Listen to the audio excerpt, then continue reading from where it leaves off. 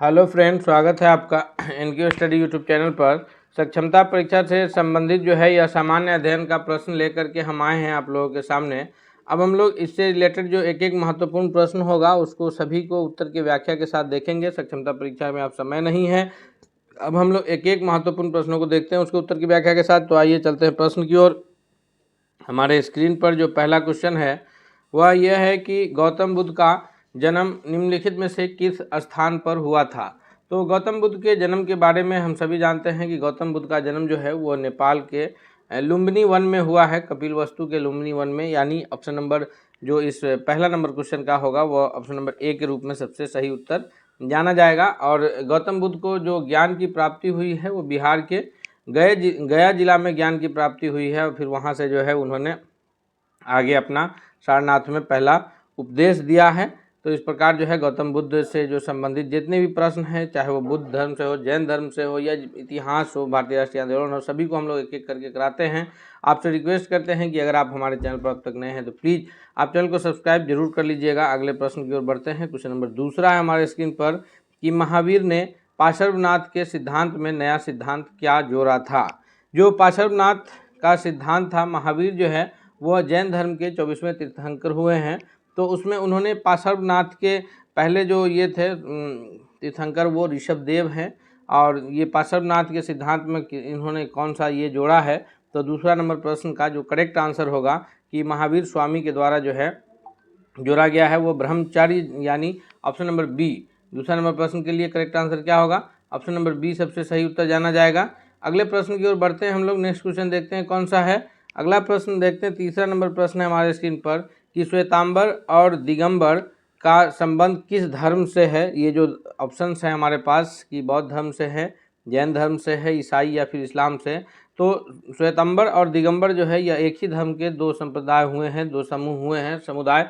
तो ये इसका संबंध जो है वो जैन धर्म से है। बौद्ध धर्म के जो दो समूह हुए थे उसका नाम जाना जाता है हीनयान और महायान के रूप में। तो इसलिए तीसरा नंबर प्रश्न का जो सबसे सही उत्तर होगा दोस्तों वो ऑप्शन नंबर बी के रूप में जाना जाएगा। नेक्स्ट क्वेश्चन की ओर बढ़ते हैं। क्वेश्चन नंबर चौथा है हमारे स्क्रीन पर कि गौतम बुद्ध के गृह त्याग की जो घटना है उसको बौद्ध ग्रंथों ने क्या कहा है।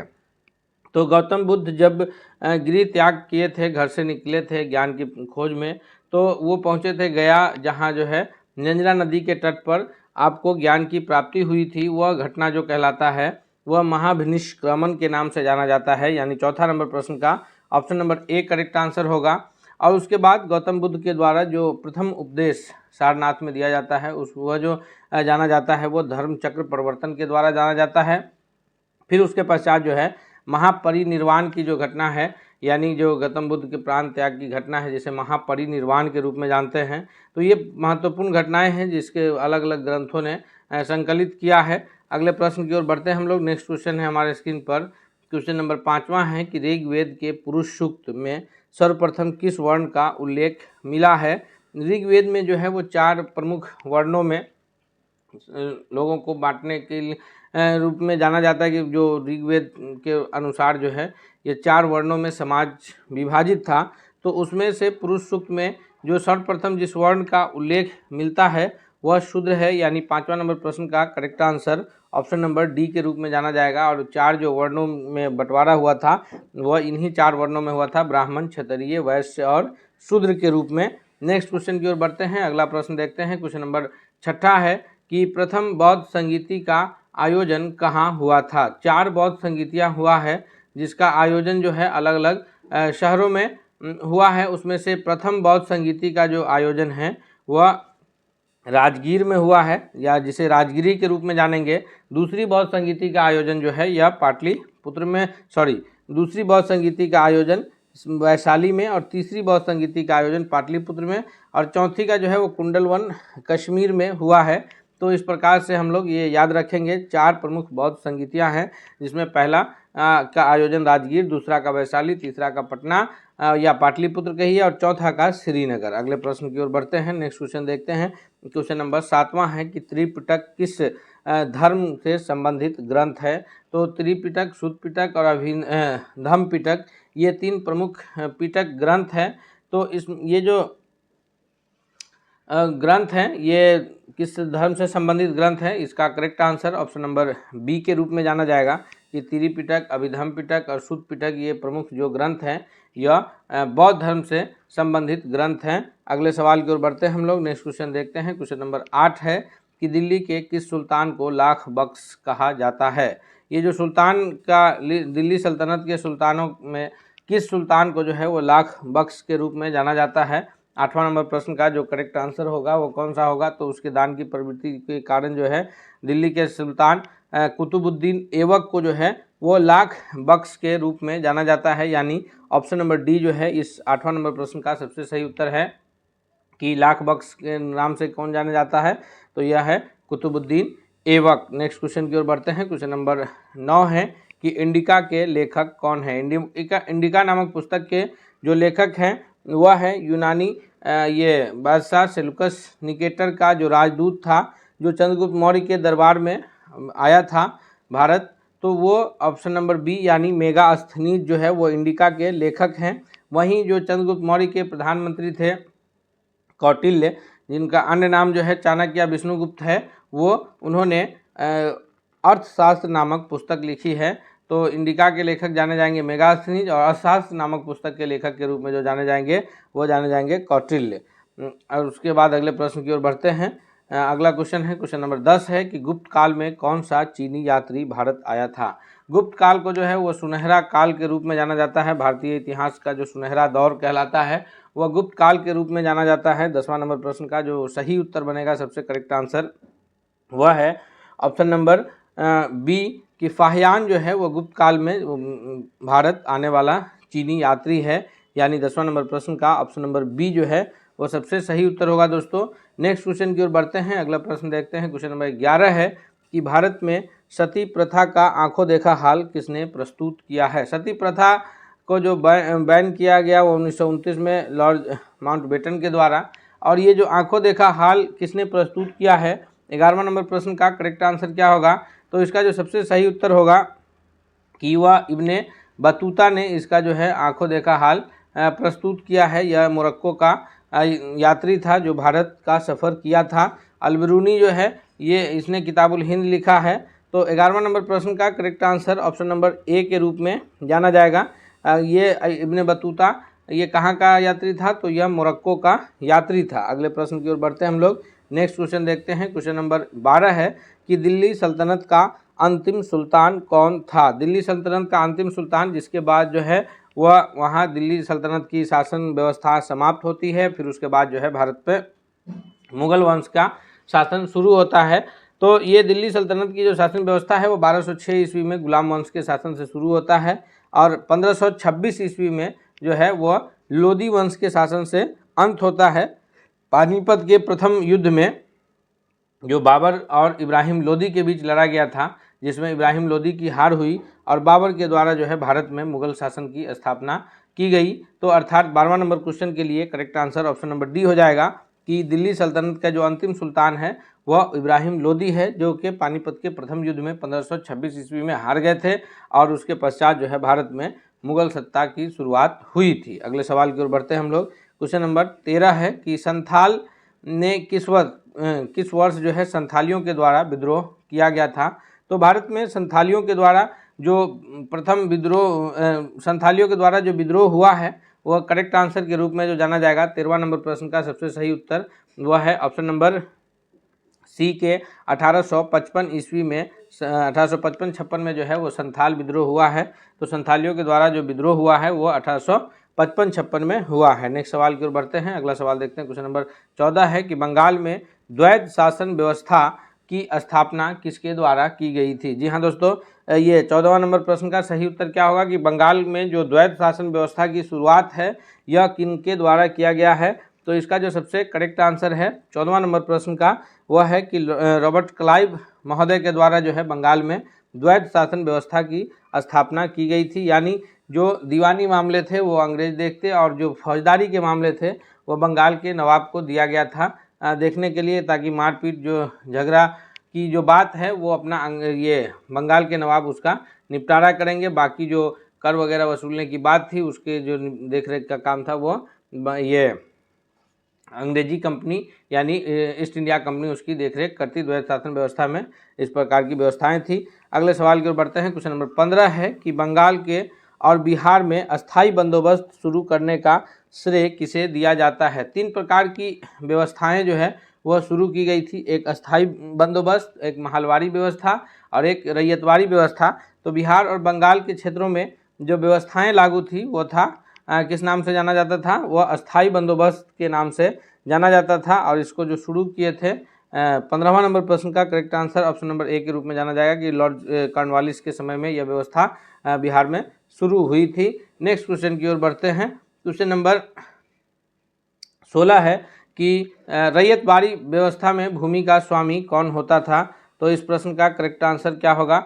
16वां नंबर प्रश्न का जो सबसे सही उत्तर के रूप में जाना जाएगा वो ये जाना जाएगा कि रैयतवाड़ी व्यवस्था में जो भूमि का स्वामी था वो किसान हुआ करता था। ऑप्शन नंबर सी के रूप में इसका सबसे सही उत्तर होगा। नेक्स्ट क्वेश्चन है क्वेश्चन नंबर 17 है कि स्वेज नहर व्यापार के लिए कब खोला गया।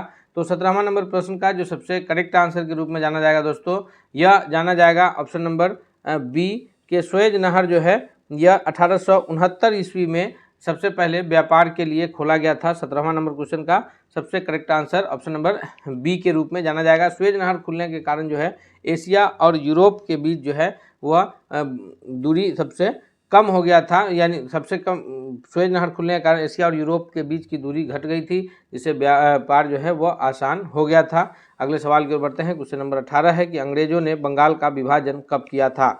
तो अंग्रेजों के द्वारा जो सर्वप्रथम बंगाल को विभाजन की घोषणा की गई वो लॉर्ड कर्जन महोदय के द्वारा जो है यह 1905 ईस्वी में किया गया था। यानी 18वां नंबर प्रश्न का जो सबसे सही उत्तर है वह है ऑप्शन नंबर ए कि लॉर्ड कर्जन के द्वारा 1905 ईस्वी में बंगाल को जो है विभाजित किया गया था, प्रशासनिक दिक्कत बताते हुए, क्योंकि जो बंगाल पूर्वी बंगाल और पश्चिमी बंगाल संयुक्त रूप से एक प्रांत के रूप में जाना जाता था, लेकिन इसे बाद में जो है वो पश्चिम बंगाल जिसके अंतर्गत बिहार, उड़ीसा और झारखंड जो है ये सारे राज्य शामिल करके और पूर्वी बंगाल के साथ जो है पूर्वी बंगाल आसाम को शामिल करके विभाजित कर दिया गया था। और फिर इस प्रकार जो है ये 1905 से लेकर के फिर 1911 में दोनों बंगाल को जो है वो एकीकृत कर दिया जाता है। तो ये 1905 में लॉर्ड कर्जन के द्वारा विभाजित किया गया था। नेक्स्ट क्वेश्चन है क्वेश्चन नंबर 19 है कि स्वराज पार्टी का गठन किसने किया था। तो 1923 ईस्वी में स्वराज पार्टी का गठन हुआ था। उसमें 2 लोग प्रमुख रूप से शामिल थे, एक जवाहरलाल नेहरू के पिता ये मोतीलाल नेहरू और दूसरे जो थे वो देशबंधु चित्तरंजन दास शामिल थे। तो स्वराज पार्टी के गठन के रूप में जो जाने जाएंगे 19वां नंबर क्वेश्चन का जो करेक्ट आंसर होगा दोस्तों वह है ऑप्शन नंबर डी के 2 लोग थे स्वराज पार्टी के स्थापना के वक्त, एक चित्तरंजन दास और एक मोतीलाल नेहरू। तो यहाँ ऑप्शन नंबर डी करेक्ट है क्योंकि यहाँ मोतीलाल नेहरू का नाम नहीं है। नेक्स्ट क्वेश्चन है क्वेश्चन नंबर 20 है कि कैम्ब्रिज विश्वविद्यालय का कौन सा छात्र पाकिस्तान नाम दिया था। सबसे पहले जो है पाकिस्तान शब्द नाम देने वाला जो है वह कौन सा ये है जिन्होंने सबसे पहले पाकिस्तान शब्द का नाम दिया था। तो इस प्रश्न का 20वां नंबर क्वेश्चन का जो सबसे करेक्ट आंसर होगा वह कौन है, वह है ऑप्शन नंबर सी के चौधरी रहमत अली के द्वारा जो है सर्वप्रथम पाकिस्तान शब्द का नाम दिया गया था। नेक्स्ट सवाल की ओर बढ़ते हैं। क्वेश्चन नंबर 21 है कि दक्षिण अमेरिकी राष्ट्रों में से कौन सा एक ओपेक का सदस्य है। जी 21वां नंबर प्रश्न का सबसे करेक्ट आंसर क्या होगा कि दक्षिण अमेरिकी राज्यों में से कौन सा एक जो है वह ओपेक का सदस्य है। तो इस 21वां नंबर प्रश्न के लिए जो सबसे करेक्ट आंसर है वह है ऑप्शन नंबर बी कि वेनेजुएला जो है यह ओपेक का सदस्य है। ऑप्शन नंबर बी सबसे करेक्ट आंसर है। नेक्स्ट सवाल की ओर बढ़ते हैं, अगला क्वेश्चन देखते हैं। दोस्तों हम आपसे रिक्वेस्ट करते हैं कि अगर आप अब तक चैनल पर नए हैं तो चैनल को जरूर सब्सक्राइब कर लीजिएगा। साथ ही साथ आपसे यह भी गुजारिश है कि अगर आपने अब तक इस वीडियो आपको यह अगर पसंद आ रहा है तो इसे लाइक करते हुए दोस्तों के बीच भी शेयर कीजिएगा। क्वेश्चन नंबर 22 की ओर चलते हैं हम लोग। 22वां नंबर प्रश्न है कि निम्न में से कौन मानव विकास का सामाजिक सूचक है। मानव विकास का जो सामाजिक सूचक के रूप में नाम आता है जी 22वां नंबर प्रश्न का वो सबसे करेक्ट आंसर क्या होगा। तो इसका जो सबसे सही उत्तर है कि मानव विकास का जो सामाजिक सूचक है वो ऑप्शन नंबर बी के रूप में जाना जाएगा कि साक्षरता जो है यह मानव विकास का सामाजिक सूचक है। ये ऑप्शन नंबर बी सबसे सही उत्तर है। नेक्स्ट क्वेश्चन है क्वेश्चन नंबर 23 है कि पनामा नहर किन 2 जगहों को जोड़ने का कार्य करती है। पनामा नहर जो है ये ऑप्शन है हमारे पास कि प्रशांत महासागर को ये हिंद महासागर से जोड़ती है, या फिर कैम्ब्रियन सागर को मैक्सिको की खाड़ी से जोड़ती है, या प्रशांत महासागर को अटलांटिक महासागर से, या अटलांटिक महासागर को हिंद महासागर से जोड़ती है। तो इसका जो सबसे सही उत्तर होगा दोस्तों 23वां नंबर क्वेश्चन का, वह ऑप्शन नंबर बी के रूप में ये भी जाना जाएगा कि कैम्ब्रियन सागर को मैक्सिको की खाड़ी से जोड़ने का काम जो है यह पनामा नहर करती है। क्वेश्चन नंबर 24 है कि लैगून और पश्च जल पाए जाते हैं, यह कहाँ पाए जाते हैं? 24वां नंबर क्वेश्चन का जो सबसे करेक्ट आंसर है कि लैगून और पश्च जल जो पाए जाते हैं यह केरल राज्य में पाए जाते हैं, यानी यहाँ ऑप्शन नंबर ए सबसे सही उत्तर के रूप में जाना जाएगा। इस प्रश्न का 24वां नंबर क्वेश्चन के लिए जो सबसे करेक्ट आंसर है वो कौन सा होगा? 24वां नंबर क्वेश्चन के लिए सबसे करेक्ट आंसर के रूप में ऑप्शन नंबर ए जाना जाएगा। नेक्स्ट क्वेश्चन की ओर बढ़ेंगे हम लोग। अगला प्रश्न देखते हैं। क्वेश्चन नंबर 24 के बाद 25वां नंबर प्रश्न है कि बांस ड्रिप सिंचाई प्रणाली कहाँ प्रसिद्ध है? जी, बांस ड्रिप सिंचाई प्रणाली जो है यह किस राज्य में प्रसिद्ध है? इस 25वां नंबर क्वेश्चन के लिए जो करेक्ट आंसर है वो कौन सा होगा? तो इसका सबसे सही उत्तर 25वां नंबर क्वेश्चन का होगा, वो ऑप्शन नंबर सी के रूप में जाना जाएगा कि यह जो है बांस ड्रिप सिंचाई प्रणाली जो है यह मेघालय राज्य में प्रसिद्ध है, यानी ऑप्शन नंबर सी इसका सबसे करेक्ट आंसर के रूप में जाना जाएगा। नेक्स्ट क्वेश्चन है, क्वेश्चन नंबर 27 है कि सतत पोषणीय विकास का दृष्टिकोण है, यह सतत पोषणीय विकास के दृष्टिकोण से पर्यावरणीय या किस प्रकार का दृष्टिकोण है? पर्यावरणीय दृष्टिकोण है या आर्थिक दृष्टिकोण है या दोनों है? तो 26वां नंबर क्वेश्चन का जो सबसे सही उत्तर है वह ऑप्शन नंबर सी के रूप में जाना जाएगा कि सतत पोषणीय जो विकास की दृष्टिकोण है वह दोनों है, यानी पर्यावरणीय दृष्टिकोण भी है और आर्थिक दृष्टिकोण भी है। नेक्स्ट क्वेश्चन है, क्वेश्चन नंबर 27 है कि 2011 की जनगणना के अनुसार भारत की जनसंख्या का घनत्व था। 2011 की जनगणना के अनुसार भारत की जो जनसंख्या का घनत्व है वह कितना है? 27वां नंबर क्वेश्चन का करेक्ट आंसर है कि 382 व्यक्ति प्रति वर्ग किलोमीटर है। हालांकि अगर हम लोग बात करें 2011 की जनगणना के अनुसार कुछ तथ्यों को, तो 2011 की जनगणना के अनुसार जो बिहार की स्थिति है वो जनसंख्या की दृष्टि से तीसरे नंबर का राज्य है, लेकिन वहीं जनसंख्या घनत्व की अगर बात करें तो बिहार की जो स्थिति है वह 1106 व्यक्ति प्रति वर्ग किलोमीटर में यहाँ निवास करते हैं। तो इसका करेक्ट आंसर जो है वो कि अगर ये आए कि जनसंख्या घनत्व की दृष्टि से भारत का कौन सा राज्य जो है वो एक नंबर पर है, तो वह ऑप्शन नंबर वो बिहार का नाम आएगा कि बिहार जो है वो जनसंख्या घनत्व में सबसे अग्रिम राज्य है। अगले क्वेश्चन है, क्वेश्चन नंबर 28 है कि भारत के निम्नलिखित राज्यों में से किस एक में 0 से 6 आयु वर्ग के बच्चों का लिंगानुपात निम्नतम है? तो ये 28वां नंबर क्वेश्चन का जो सबसे सही उत्तर है वह है ऑप्शन नंबर सी कि हरियाणा राज्य में जो है वह 0 से 6 वर्ष की आयु के बच्चों की जो लिंगानुपात है वो सबसे कम है। ऑप्शन नंबर सी सबसे सही उत्तर है। नेक्स्ट क्वेश्चन की ओर बढ़ते हैं। क्वेश्चन नंबर 29 है कि हॉर्टिकल्चर किससे संबंधित है? हॉर्टिकल्चर का जो संबंध है वह फूल के उत्पादन से है, दाल अन्न एवं फल सब्जी के उत्पादन से है। तो इसका जो करेक्ट आंसर है 29वां नंबर क्वेश्चन का वह है ऑप्शन नंबर डी के फल एवं सब्जी के उत्पादन से संबंधित है हॉर्टिकल्चर। नेक्स्ट क्वेश्चन की ओर बढ़ते हैं। क्वेश्चन नंबर 30 है कि स्लेम जो है वो किससे संबंधित है? 30वां नंबर प्रश्न का जो सबसे सही उत्तर है वो कौन जाना जाएगा? तो इस 30वां नंबर क्वेश्चन का जो करेक्ट आंसर है वो ऑप्शन नंबर ए के रूप में जाना जाएगा कि लोहा एवं इस्पात उत्पादन से संबंधित है स्लेम, यानी सबसे सही उत्तर ऑप्शन नंबर ए के रूप में जाना जाएगा। तो बढ़ते हैं कि अलीगढ़ मुस्लिम विश्वविद्यालय के संस्थापक के रूप में कौन जाने जाते हैं? मौलाना अबुल कलाम आज़ाद हैं, सर सैयद अहमद खां हैं, या फिर मोहम्मद अली जिन्ना है, या डॉक्टर जाकिर हुसैन है। तो इसका जो सबसे करेक्ट आंसर है 31वां नंबर क्वेश्चन का ऑप्शन नंबर सी बी है कि सर सैयद अहमद खां जो है यह AMU यानी अलीगढ़ मुस्लिम यूनिवर्सिटी के संस्थापक के रूप में जाने जाते हैं, और इन्होंने सबसे पहले वहाँ पर जो है 1869 में खोला था कॉलेज, एक मोहम्मदन एंग्लो ओरिएंटल कॉलेज के नाम से। बाद में वही कॉलेज जो है फिर अलीगढ़ मुस्लिम यूनिवर्सिटी के रूप में आज वहाँ मौजूद है। अगला क्वेश्चन है, क्वेश्चन नंबर 32 है कि प्रथम विश्व युद्ध के दौरान भारत में लोकप्रिय होने वाला आंदोलन कौन सा था? तो प्रथम विश्व युद्ध हुआ कब? प्रथम विश्व युद्ध हुआ था 1914 से लेकर के 18 के बीच चला था। द्वितीय विश्व युद्ध 1939 से लेकर के 45 के बीच चला है। तो प्रथम विश्व युद्ध के समय जो है आंदोलन जो चला था भारत में, ये आंदोलन कौन सा था? तो उस वक्त जो आंदोलन चला था वो होम रूल लीग आंदोलन था, 1916-17 में यह चला था प्रमुख रूप से। और इसको जो है मुख्य रूप से कौन कौन मिल के चलाए थे, तो इस आंदोलन को जो है चलाने में एनी बेसेंट और फिर जो है बाल गंगाधर तिलक का नाम आता है। नेक्स्ट क्वेश्चन की ओर बढ़ते हैं। क्वेश्चन नंबर 33 है। इससे पहले हम एक बार आपसे फिर रिक्वेस्ट करते हैं कि अगर आप चैनल पर नए हैं तो जरूर सब्सक्राइब कर लीजिए दोस्तों, और वीडियो पसंद आ रहा है तो लाइक करते हुए दोस्तों के बीच भी शेयर कीजिए ताकि सभी लोग इससे फ़ायदा उठा सके। 33वां नंबर क्वेश्चन है कि भारतीय संगीत का आदि ग्रंथ कौन सा है। भारतीय संगीत का जो सबसे पुराना ग्रंथ है वो 4 वेदों में से एक वेद है। कौन कौन सा वेद है, तो सबसे प्राचीन वेद है ऋग्वेद, फिर यजुर्वेद, सामवेद, अथर्ववेद। तो उसमें से जो संगीत का जो आदि ग्रंथ है वो सामवेद है, यानी 33वां नंबर क्वेश्चन का correct answer option number A के रूप में जाना जाएगा। नेक्स्ट क्वेश्चन है 34 कि किस देवता के लिए ऋग्वेद में पुरंदर शब्द का प्रयोग किया गया है। 34वां नंबर क्वेश्चन का जो करेक्ट आंसर है वह है ऑप्शन नंबर बी, यानी इंद्र देवता के लिए जो है ऋग्वेद में पुरंदर शब्द का प्रयोग किया गया है। नेक्स्ट क्वेश्चन है 35 है कि निम्नलिखित में से कौन संविधान सभा के राज्य मामलों में समिति के अध्यक्ष थे। राज्य मामलों में जो समिति के अध्यक्ष थे, संविधान सभा के संचालन समिति के अध्यक्ष तो डॉक्टर राजेंद्र प्रसाद थे। वहीं जो है ये मसौदा समिति के अध्यक्ष भीमराव अंबेडकर थे, लेकिन राज्य मामलों में जो समिति के अध्यक्ष थे वो हमारे प्रथम प्रधानमंत्री पंडित जवाहरलाल नेहरू जी थे। नेक्स्ट क्वेश्चन की ओर बढ़ते हैं, देखते हैं अगला प्रश्न क्या है। क्वेश्चन नंबर 36 है कि भारत के संविधान को स्वीकार करने के लिए निम्न में से कौन सी प्रक्रिया अपनाई गई।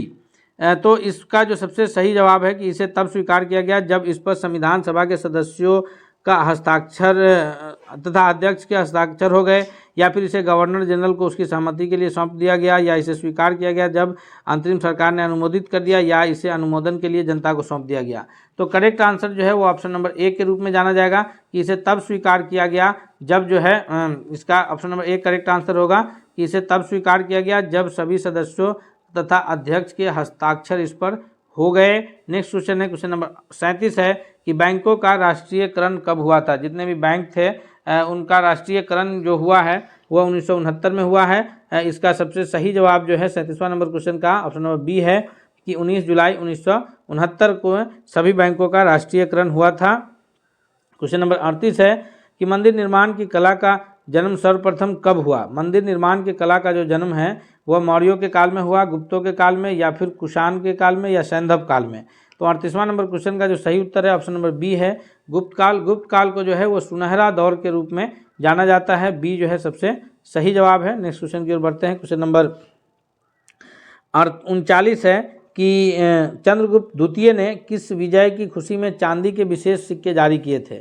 तो चंद्रगुप्त द्वितीय के द्वारा जो है चांदी के जो विशेष सिक्के जारी किए गए थे, इस ऑप्शंस में से जो सबसे सही जवाब होगा वो कौन सा होगा।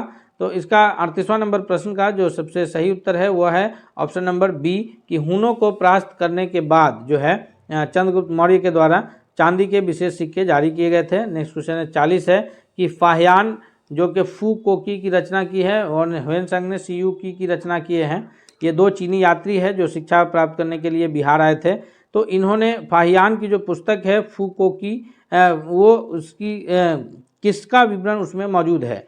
तो फू कोकी जो फाहियान के द्वारा रचित पुस्तक है उसमें बौद्ध राज्यों का विवरण है, या गौतम बुद्ध के उपदेश को लिखा गया है, या बौद्ध मंदिर को, या फिर बौद्ध धर्म के सिद्धांत को। तो ऑप्शन नंबर ए के रूप में जो है करेक्ट आंसर है कि उसमें जो है बौद्ध धर्म के सिद्धांत को लिखा गया है। इस प्रकार हम लोग जो है 40 महत्वपूर्ण प्रश्न जो है अलग अलग टॉपिक से किए हैं।